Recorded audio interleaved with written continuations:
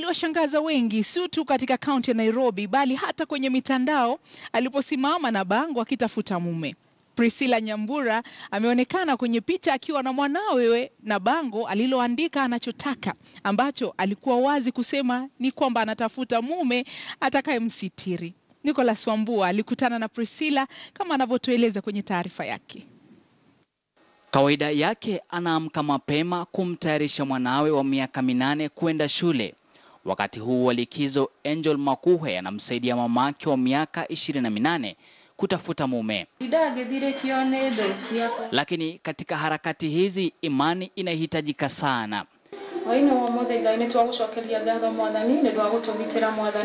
Na maombi ni kati ya nguzo zake muhimu siku zote. Sasa siku moja nikakaa nikauliza Mungu, daho ya uhewoge, naomba unipe werefu. Sasa nifanye nini?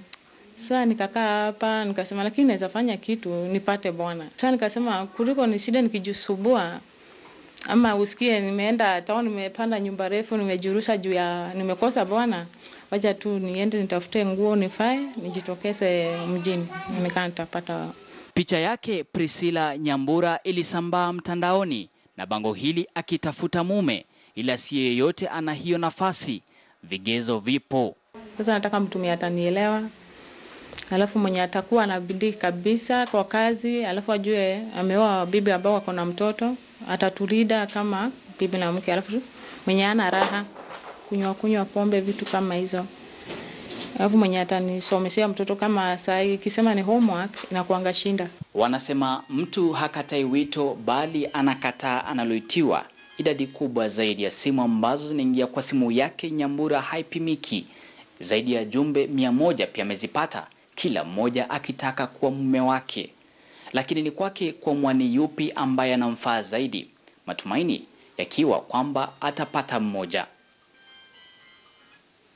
Kati ya wengi waliopiga simu yake anasema ni watani tu.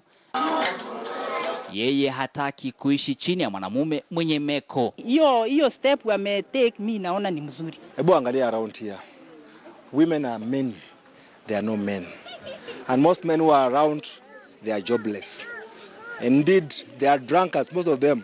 Hawana way forward. So I think this is a way forward. This is a very intelligent way of doing things. Hata nikikosa saa hii nitaenda kwa street zingine mpaka nipate. Kunao walioinua mabango wakiomba kazi. Akatokea jamaa huyu wa Githeri, akasaidika.